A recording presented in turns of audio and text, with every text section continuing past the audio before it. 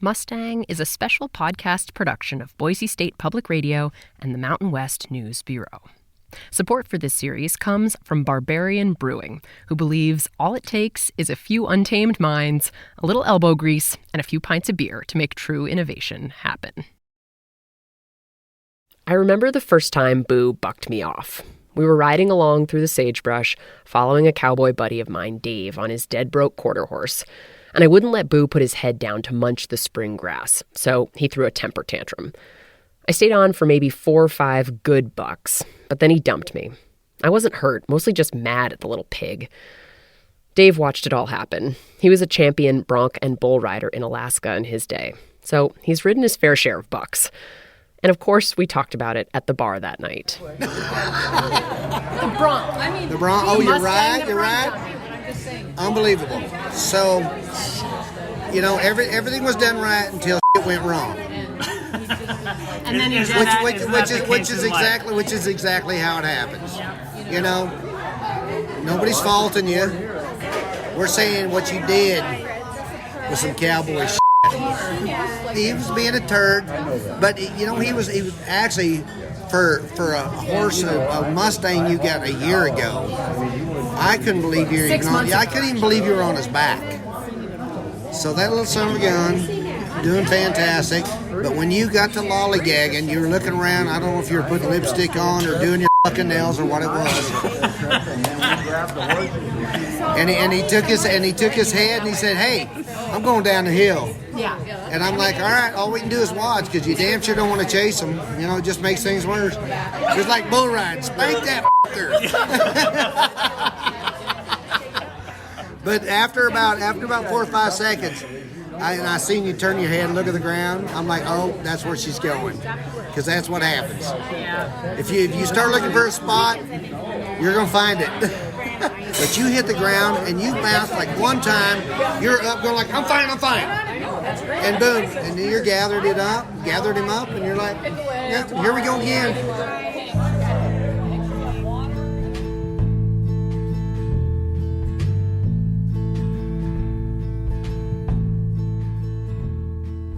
There are so many stories to share about this little Mustang. He's teaching me so much, even if sometimes that involves bucking me off in the sagebrush. And hey, if you're enjoying Boo's journey, heads up that I've written a children's book to accompany this podcast. It's called The Little Black Mustang. It's all about a wild horse who is adopted by a little girl and what they learn together. The book is beautifully illustrated by Katie Michael, who also did the artwork for the podcast series. You can get your very own copy at thelittleblackmustang.com.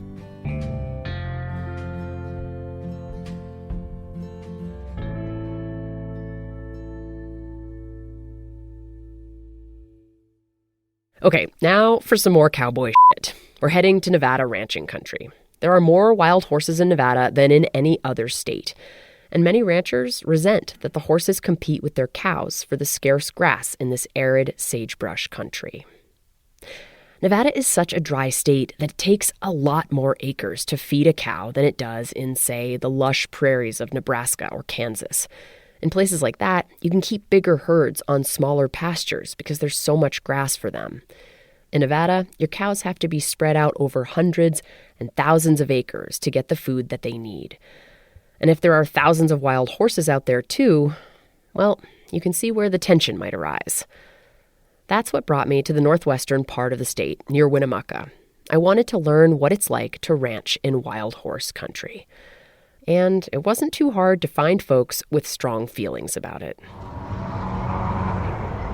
I stopped along the highway, I-80, to get some ice for my cooler so I could have a cold Coors when I got to camp tonight. And met a couple cool chicks at a tiny store on the side of the road in a town called Imlay, Nevada. Turns out one of them liked my truck, asked if I was a rancher, told her I wasn't. She is, though. So I'm doing this whole series about Mustangs, and it sounds like you have some direct experience with the critters around here. They destroy everything. Really? Everything. That's Brady Vincent. She ranches with her husband and his family around here. They mainly raise Herefords and Black Angus cows. And when their cows are out on the range, Brady says they have to compete with a lot of wild horses for grass. I'm like, I'll tell anybody, like, these horses, there's too fucking many. Look, they don't eat the rabbit brush, the mustard weed, everything that the cows aren't eating, they're not eating. And they get to it before the cows because BLM and everything, you have certain dates. The BLM, or Bureau of Land Management, regulates cattle grazing on public lands. Cows are only allowed to be out for specific periods of time. But wild horses roam wherever they want and eat whatever they find year-round. There's nothing for the cows by the time spring turnout comes because the horses have already had it. Another complaint I heard from Brady and other ranchers: infrastructure damage. Ranchers spend thousands upon thousands of dollars on fencing and water troughs and wells. The horses come in, they'll tear fences down, trying to get into the troughs to get water because maybe there's not water around for 20 miles. They'll tear up your tanks. They'll tear up where the water, like the pipe is coming out of the well. It's months and months of work and money trying to fix everything that these mismanaged animals are destroying because everybody's like, oh, they're pretty. Do you feel like anybody's listening to ranchers when they say what you're saying about what they're seeing on the ground and like raise concerns about it? Absolutely not. Really? There's so many people moving to Nevada from California and they're just all animal lovers. Oh, look at that horse. Yeah, well, you see every rib, you see his backbone, you see everything. Come look at him again in a couple months and he's going to be dead.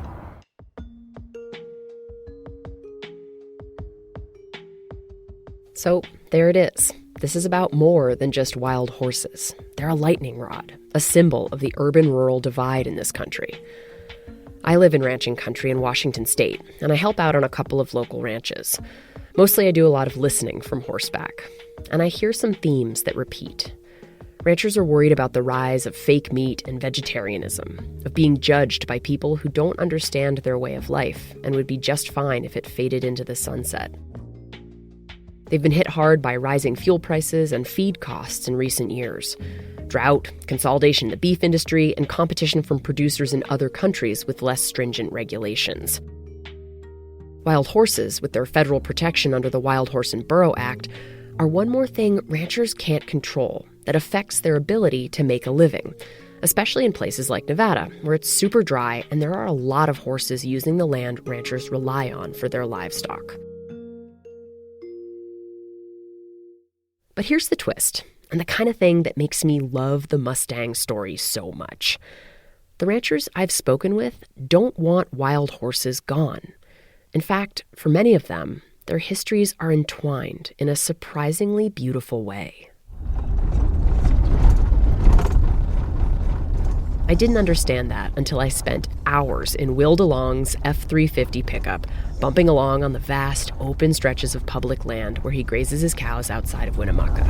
Photos don't do justice to the skyline horizon out here. No, it doesn't.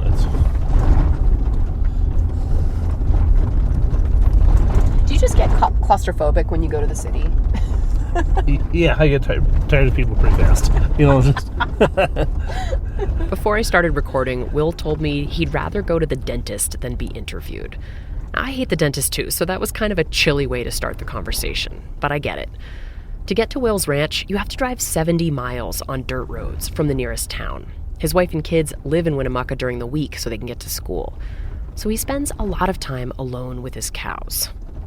I can see why doing interviews with out-of-town journalists might not be a skill he's chosen to cultivate in his life.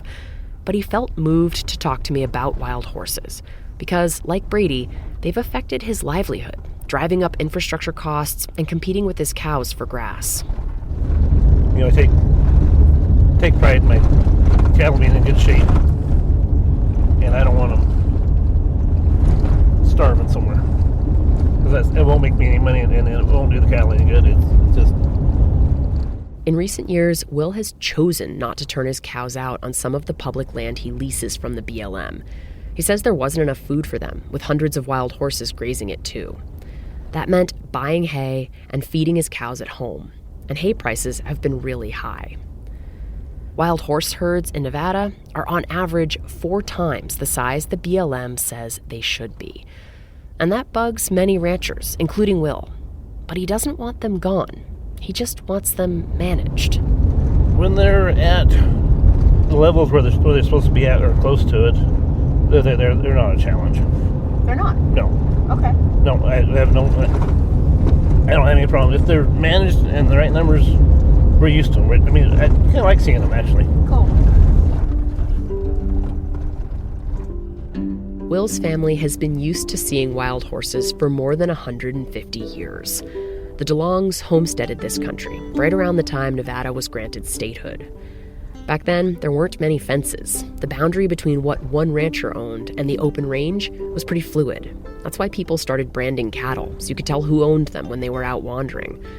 Horses were managed in a very similar way back then. Homesteaders would turn their horses out, just set them loose during the winter so they didn't have to feed them, and then they'd catch the ones they wanted when they needed them. Over the years, some horses were never caught, and they're part of the genetic history of the wild horses that live here today. Will's great-great-grandfather actually died herding horses. He was bringing a group of them across the Green River in Wyoming to sell. It was springtime, and the river was high. He drowned, leaving his wife and 2 young sons to fend for themselves on the Nevada frontier in the 1870s. To make ends meet, Will's great-great-grandmother supplied horses to the U.S. cavalry as part of what was called the Cavalry Remount Program. That was when the government would supply the rancher with just kind of more of a thoroughbred stallion, and he would turn it out with his mares so that the cavalry would have a supply of horses when they needed it. The government paid Will's great-great-grandmother to keep horses at the ready for the next military campaign. And she wasn't alone, of course. Ranchers across the West made money through this program. As we're driving along, Will points out another piece of his family's history with wild horses. I can see a draw in the distance, a sort of canyon in the dry sagebrush, lined with juniper trees. On this side of that tall peak, Yeah. there's along the ridgelands, there's about 2 different horse traps on there. Horse traps. Yeah, you'll be going through the juniper trees and stuff, and you'll be in this trap before you even realize it. In the early 1900s, Will's great-grandfather caught wild horses for money. He would chase them into those hidden traps on horseback and close the gate behind them. Then he'd use their mane and tail hair to braid ropes and tie 2 horses together. And then would they basically drag them? Like, No, they drive them. So the 2 horses, two Mustangs together, they can't run because they can't decide on which way to go. wow. And then they drive them down to the valley. And then where they go from there? And then they take the Winnemucca, somewhere like that, and so on. Some of the horses Will's great-grandfather caught may have been sent to Europe during World War I. Mustangs were shipped over to be war horses, cart horses, or to end up as food for soldiers on the front lines. And back home, long before the Bureau of Land Management took over, Will's family was managing the horses that lived on the range surrounding their ranch. They would gather them, Yeah. and they would keep the best horses. Yeah. They would turn the best horses back out. The inferior ones, or old ones, crippled, whatever, those are the ones that they would ship. And so they managed the horses so that they were better horses all the time. They wanted to have the best horses they could on the range. And that sense of stewardship continued into Will's grandfather and father's generations. The DeLongs kept the numbers in check, culling wild horse herds now and then, catching some horses to train and ride, but also releasing their own good mares and stallions intentionally to influence the bloodlines of the wild stock. It was a sort of permeable barrier between domestic and wild horses, a genetic exchange back and forth over the generations. Will's father had an incredible Mustang mare, a beautiful buckskin named Gypsy, that he still talks about. A lot of the horses on the ranch today are her descendants. And then there was Cadillac Jack, a beloved Mustang gelding, or Pinto Pete, the Mustang Will rode as a kid. But then things changed. The Wild Horse and Burro Act passed in 1971 and made it illegal for the public to catch or kill wild horses. At the time, word spread among ranchers that you should kill as many horses as you could to get the numbers down before it was too late. Will's family didn't kill any horses because they liked having them around. They were proud of them. And, maybe in hindsight we should have. Wow. fact, your whole life has been since the Wild Horse and Burro Act. Yeah. And the numbers have... Just pretty steadily increased. Which was what it was meant to do, I guess. Yeah, for some people, yeah. It's for people who wanted more horses, it worked out well for them.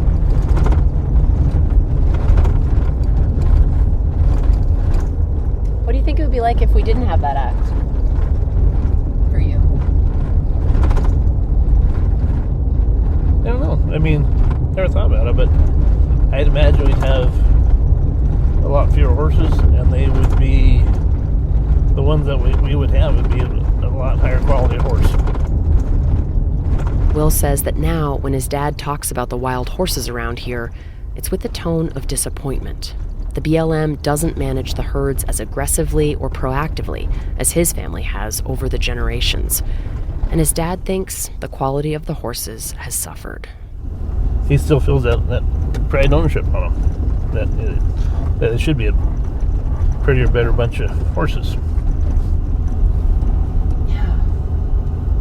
That's a big learning for me, moving to ranching country and really starting to understand that ranchers are really, in many ways, like gardeners on steroids, that you manage these vast portions of land, but you think about them in the same way that a gardener thinks about their tiny plot behind their house, you know? No, that's a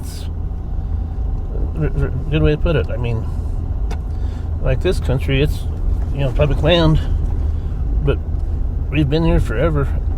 I feel like this is mine. Not so much as nobody else should be out here, but that I should take care of it. And the same goes for the Mustangs that live here, it sounds like. The way you were just talking about, wanting them to be healthy or a good stock. Yeah.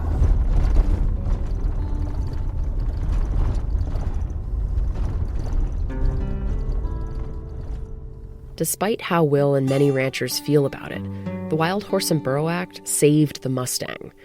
Back then, their numbers were plummeting, and there were a lot of bad actors making a lot of money trapping and selling horses for slaughter. This was an animal worth saving, even if it took an act of Congress. These were the horses that shaped the West, after all. But they also shaped Will DeLong's family. They made it possible for them to ranch in this vast, harsh country. They were the workhorses and cow horses. They provided transport on the sporadic, long trips into town for provisions.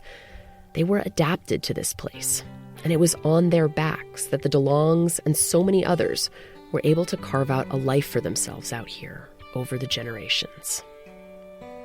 In a way, when the government took over the management of wild horses in the West, a relationship was broken, or at least changed forever.